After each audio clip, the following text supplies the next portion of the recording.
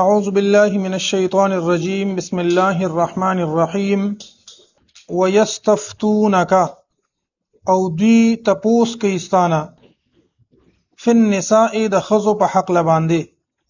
قل ورته فرمایا اے محبوب صلی الله علیه وسلم الله یفتیکم الله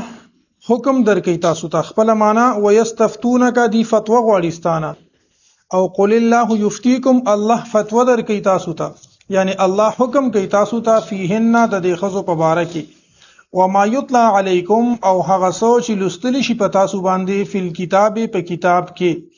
فی یتام النساء اللاتی په بارا د یتیمانانو خزو کې اللاتی هغه لا تؤتونهن چې نور کوي تاسو هغیتا ما کتب لهن هغه سوچ مقرر شوی دی لهن د دغه خزو د پاره وترغبون او تاسو غواړئ تاسو رغبت لرئ ان تنکحوهن دا چې تاسو نکاح وکړئ د هغې سره والمستضعفین من الولدان او د کمزورو ماشومانو په باره کې یعنی وما یتلا علیکم فی الکتاب فی یتام النساء اللاتی والمستضعفین من الولدان دا د هغې سره لګېدلې والمستضعفین او د کمزورو من الولدان د ماشومانو په باره کې وان تقوموا للیتامى بالقسط او دا چې تاسو قائم اوسئ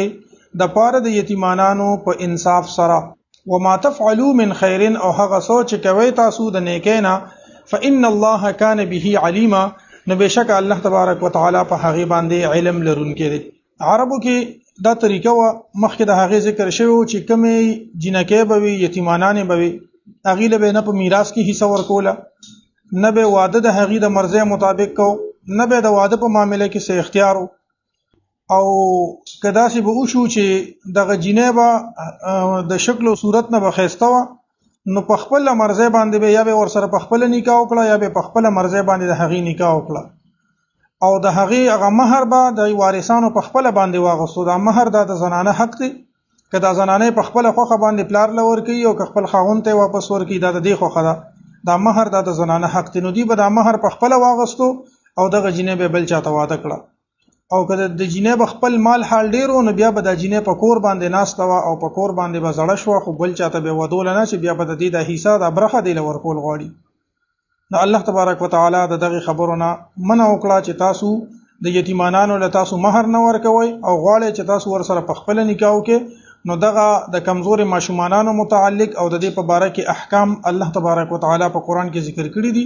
د عدل او د انصاف معاملې د دې سره پکار ده کمزه چې خرج تراشي بهترینه رشتہ راشي د دنیا مال او دولت ته قتل پکار نه دي او د هغې رشتہ کول پکار دي او کم انسان نیکیو کی الله تبارک وتعالى په هغه باندې پوها دی علم لرونکي دی وما تفعلوا من خير فإن الله كان به عليما باندې الله تبارک وتعالى د غټولو مسلو اخیرینه چول ذکر کړی دی که تاسو د خیر د وجه د خنیت د وجه د دغه یتیمانانو په باره کې هر یو کارو کې نو الله په هغه باندې پوها دی دا خو د آیت آسان مطلب شو زمونږ استاد معاشره کې اوس هم داسې وي چې کومه زنانه خیسته او بدرنګه خزان له خبره ده د وجود په لحاظ جسم په لحاظ سره یا د اخلاق په لحاظ سره خو چې کوم مالدار خلک د ډیرو مالدارو خلکو زنانه په کورونو کې د دې وجه نه ناستې وي چې کدمونګه د رشتہ ورکو بیا به فلانې چې دی نو د دې حصہ غواړي فلانې به د دې حصہ غواړي د خپلو حصو او د خپل ځمکو د بټوارۍ د وجې هغه جنکې په کور باندې ناستې وي په کور باندې تور سر او سپین سری شي زړی شي مړی شي خو هغه چې دین هغه د هغې د واده ته غاړه نه ږدي دا اکثر زوینو کې چې وګورئ وایي د فلانې زنانه جومات له ځای ورکو فلانې زنانه مدرسې له ځای ورکو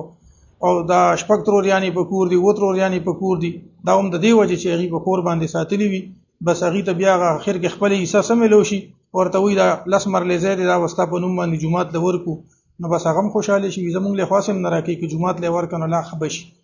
نو داسې قسمه کار اوس هم زمونږ استاسو په معاشره کې شروع دی د کم نه چې 1500 کاله 1400 کاله مخکې الله تبارک وتعالى منع فرمایلی ده چې اے محبوب علیه الصلاۃ والسلام دې ستانه د زنانو په باره کې تپوس کوي نو الله وت حکم هم کوي او د دې په باره کې په کتاب کې احکامات موجود دي چې هغه زنانه چې تاسو هغې ته مہر نه ورکوي په خپل ور سره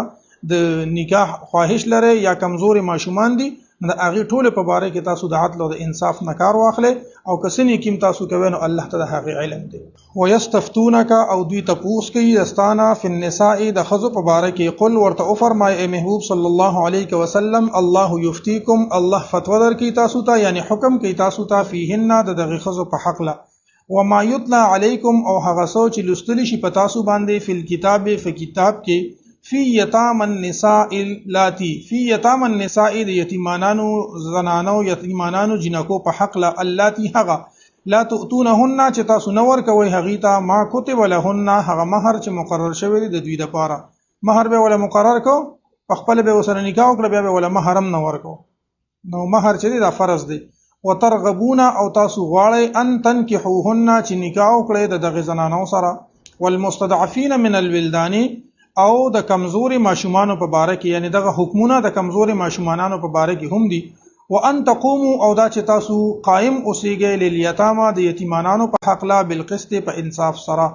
وما تفعلوا من خير او هغه سوچ کوي تاسو د نیکینا فان الله كان به عليما نو الله په هغه باندې پوهه دی. وان امراه په دې آیت باندې یو بل مسله ذکر کیږي وان امراه کچری یو خزه خافت یریږي من بعلها د خپل خاوندنا نشوزن د سختینا نافرمانینا او اعراضا یا د مخ اړولونه نشوزن خپل معنی نافرمانی ده خو د سړی د پاره چې دا معنی کو نو سړی سختی کوي یعنی د خزه پروا نه ساتي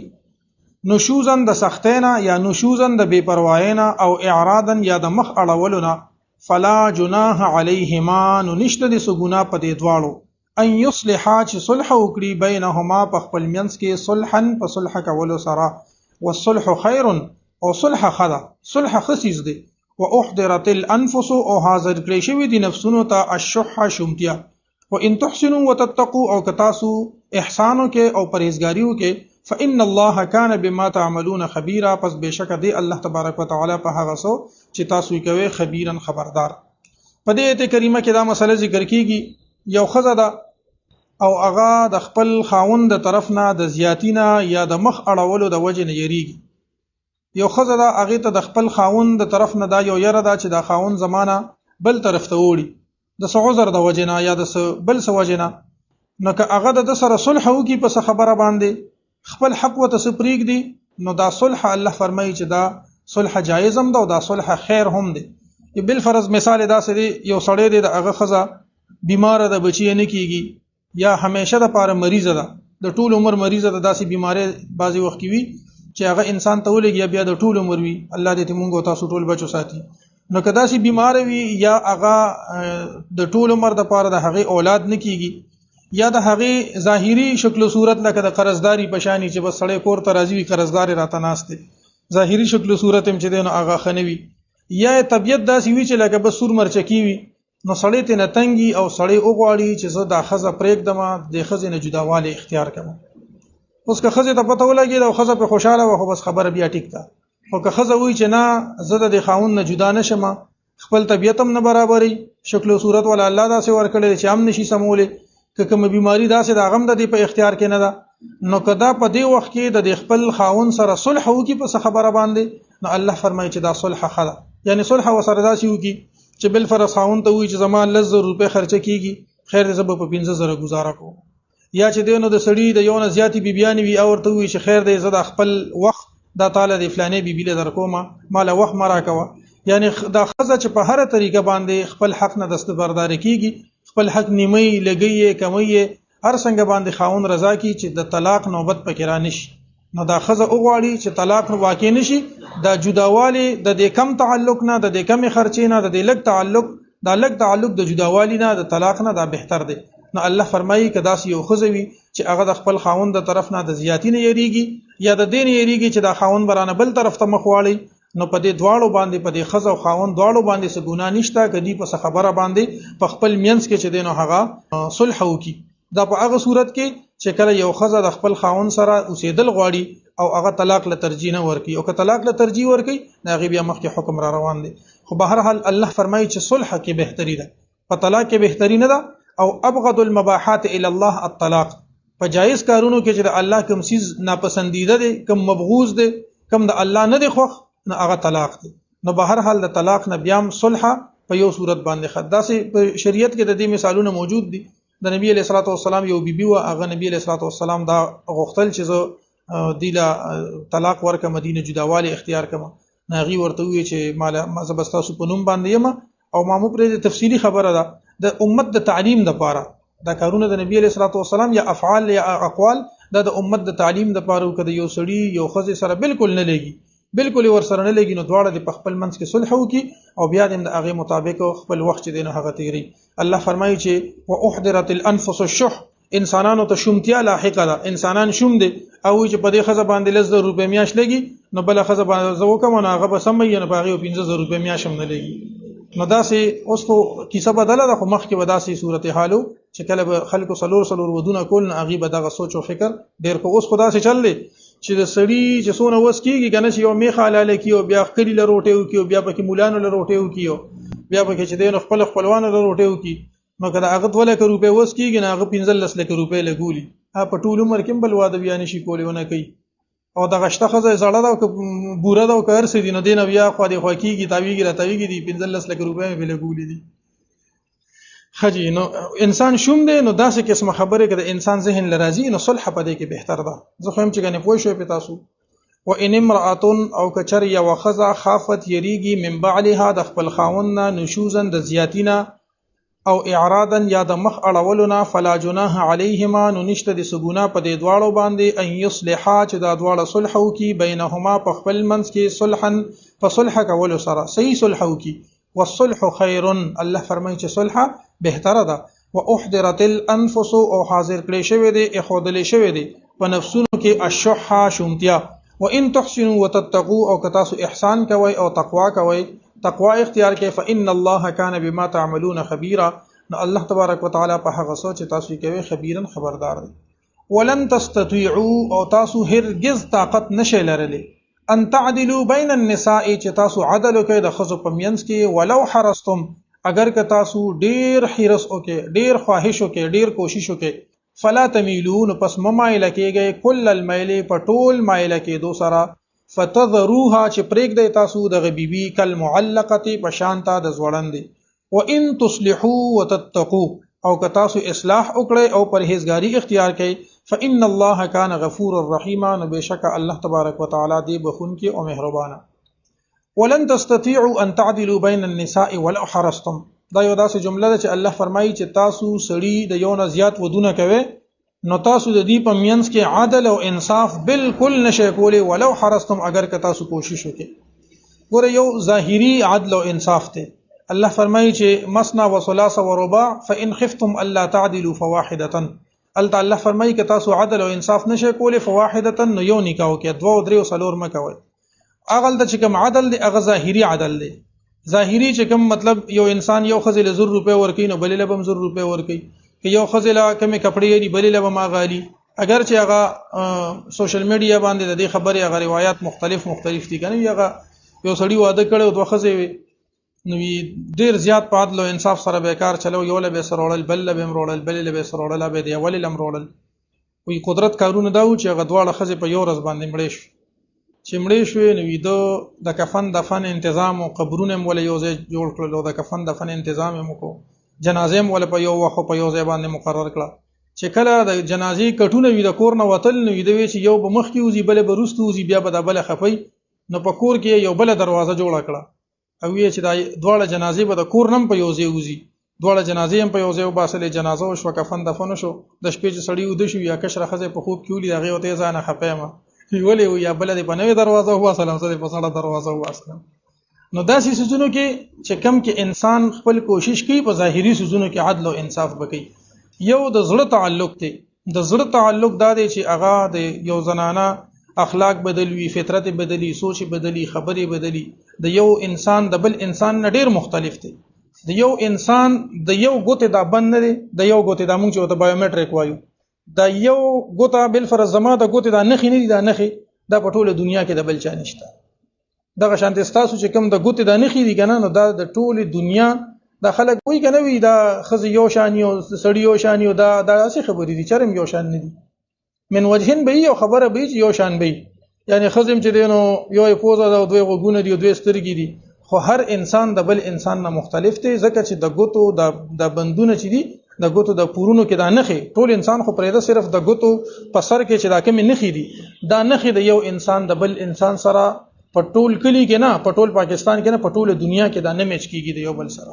نو هغه هر یو انسان د بل انسان نه جدا وي، نو خامخا د یو انسان د طبیعت سره د بل انسان طبیعت لګي، د بل سره نه لګي. الله فرمایي ولن تستطيعوا ان تعدلوا بين النساء ولو حرصتم، چې تاسو چې دینو تاسو که هر څونه کوشش وکړئ نو تاسو د دې پمینس کې انصاف نشئ کولی. یا خو تنه که عدل ظاهری ته مراد شي هغه کې دا ممکن ده چې کمی به شي راځي، یا که د زړه تعلق ته مراد شي نو په هغه باندې بیا نیول نشته، هغه د زړه خبره باندې نیول نشته، ظاهری طور باندې به انسان عدل او انصاف نه کوي. الله فرمای ولن تستطيعوا ان تعدلوا بين النساء ولو حرصتم، تاسو کې هیڅ کلم دا طاقت نشته چې تاسو عدل وکړئ د ښځو په منځ کې، ولو حرصتم اگر که تاسو حرص وکړئ یعنی کوشش وکړئ په دې باندې. نو بیا بس چل کیږي چې زړه تعلق یو سره ویو انصاف نه کیږي. نو الله فرمای فلا تميلوا كل الميل فتذروها كالمعلقه، د یو سره دومره تعلق ساتل چې بل بالکل بے تعلق پاتې شي، زوړند پاتې شي، دا څه پکار نه ده. وان تصلحوا وتتقوا فان الله كان غفورا رحيما. ګوره وتا ولن تستطيعوا او تاسو به هیڅ کله طاقت اون لرلی شي ان تعدلوا چې عدل وکي بین النساء د خزو پمینس کې ولو حرصتم اگر که تاسو حرص وکي. د علماء لیکلي چې دینه مراد د زړه تعلق مراد دی، ظاهری باندې به انسان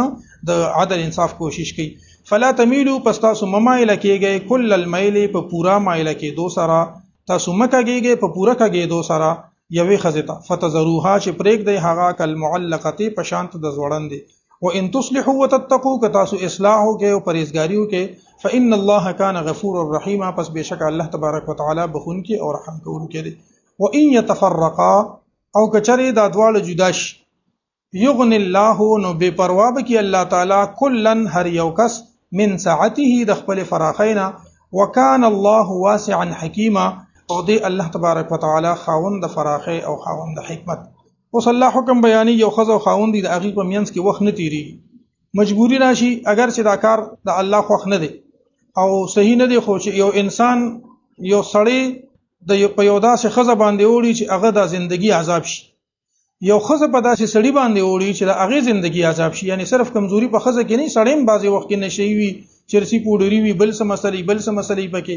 چې یو جنې د هغه ته واده شي د هغه ژوندۍ ګډوډ شي. بعضی وخت کې د خزه په وجه د سړی ژوندۍ خراب شي، بعضی وخت د سړی په وجه باندې د خزه ژوندۍ خراب شي. نو کدی په خپل منځ کې جداواله راولي نو دی به ټول عمر یو بل پسې خفي، ټول عمر به یو بل یادي. نه الله فرمای و ان يتفرقا یغني الله كل من سعته، کله چې جایز امر د وجنه خزه او خاوند یو بل نه جدا شو نو دانه چې بیا به د دې ټول عمر به یو بل پسې جړاګانې کوي یا به د زول حالات باندې خفي. نه الله فرمای یغني الله كل من سعته، الله به یو بل نه ټول به یو بل نه بے پروا کی، یعنی د خزه د بداسي مصروفیات یا داسې رشتہ ور پسې راشي چې هغه زړه تعلق به زوړ تعلق به د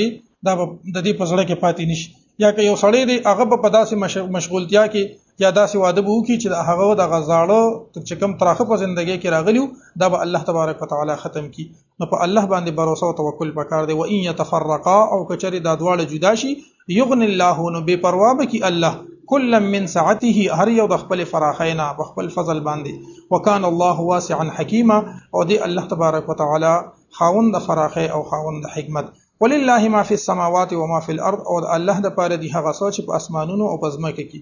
ولقد وصينا الذين او په تحقیق سره وصیت کړو یعنی حکم کړو مونږه هغه کسانو ته اوتل کتابه چې ورکړی شوی وته کتاب من قبلکم تاسو ته من قبلکم وړاندې له تاسو نه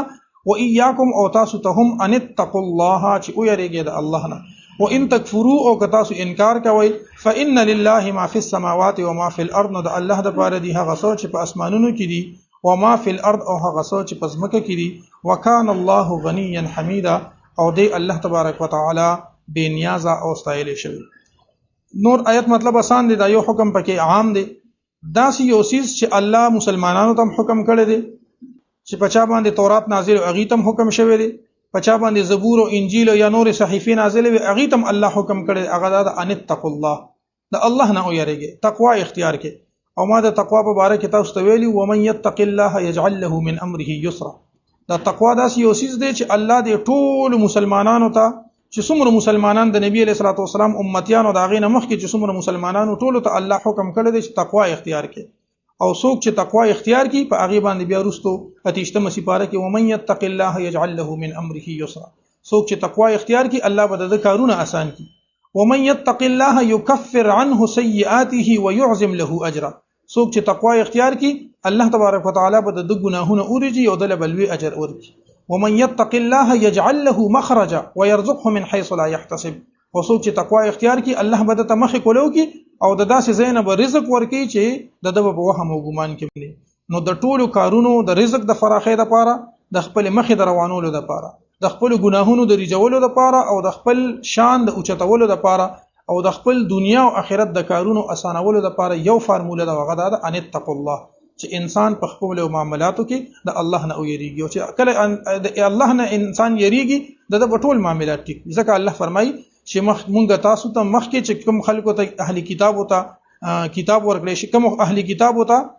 هغه ته مونږ حکم کړو چې چاته کتاب ورکړي شوی دی او تاسو ته مونږ حکم کوو ان اتقوا الله چې د الله نه ویریږي مخکې آیتونه مثلا دی ګوره وته ولله او د الله د پاره دی ما هغه څه په السماوات او ما فی الارض هغه څه چې په اسمانونو کې دي او ما فی الارض او هغه څه چې په ځمکه کې دي ولقد وصینا الذین او بشک په تحقیق سره مونږ حکم کړو الذین هغه کسانو ته اوتل کتابه چې ورکړی شوی ورته کتاب من قبلکم وړاندې تاسو نه و ایاکم او تاسو ته هم ان اتقوا الله چې او یریږي د الله نه و ان تکفروا او کچره تاسو انکار کوئ فان لله نو بشک د الله د پاره دی ما هغه څه په السماوات و ما فی الارض چې په اسمانونو کې دي او په ځمکه کې دي وکانه الله غنیا حمیدا او دی الله تبارک وتعالى بنیاز استایل شوی ولله ما فی السماوات و ما فی الارض وکفى بالله وکیلا کویګه کنه ان یشاء یذهبکم کچره هغه اوغواړي یذهبکم نو لری بکی تاسو یو بسی تاسو ایها الناس ای خلقو ويأتي بآخرین او رب ولنور خلق وکان الله على ذلك قدیر او الله په دې خبره قادر دی که الله غواړي تاسو بلری کی نور خلق براولي تاسو پر ان یشاء یذهبکم کچره الله اوغواړي لری بکی تاسو یو بسی تاسو یا بو بسی تاسو یعنی ختم بکی تاسو فنا بکی تاسو ایها الناس ای خلقو ويأتي بآخرین او رب ولي الله نور خلق وکان الله على ذلك قدیر او الله په دې خبره باندې قدرت لرونکی دی من کان یرید ثواب الدنیا سوک چې غواړي ثواب د دنیا یعنی اجر د دنیا فعند الله ثواب الدنيا والآخرة نو الله سره اجر د دنیا هم دی او د آخرت هم دی وکان الله سميعا بصيرا دی الله تبارک وتعالى اوریدونکي او لیدونکي یعنی که څوک د دنیا د پاره یو کار کوي صرف د دنیا اجر غواړي نه هغه ته دا خبره په علم کې وي چې د الله سره د دنیا اجر هم شته او د آخرت اجر هم شته یعنی انسان لپاره دی چې هغه داسې کارونه وکړي چې په دنیا کې هم د هغه په باره کې خېګړه غواړي او آخرت کې هم چې دین هغه د هغه خېګړه غواړي داسې کارونه وکړي دغه مصداق وي چې د دعا کوي اللهم ربنا آتنا فی الدنيا حسنه وفي الاخره حسنه وقنا عذاب النار من كان يريد ثواب الدنيا سوک چې غواړي ثواب د دنیا فعند الله ثواب الدنيا نو د الله سره ثواب د دنیا دی والآخرت او د آخرت دی وكان الله سميعا بصيرا او دی الله تبارک وتعالى اوریدونکي او لیدونکي صدق الله العظیم وصلى الله تعالى على خير خلقه محمد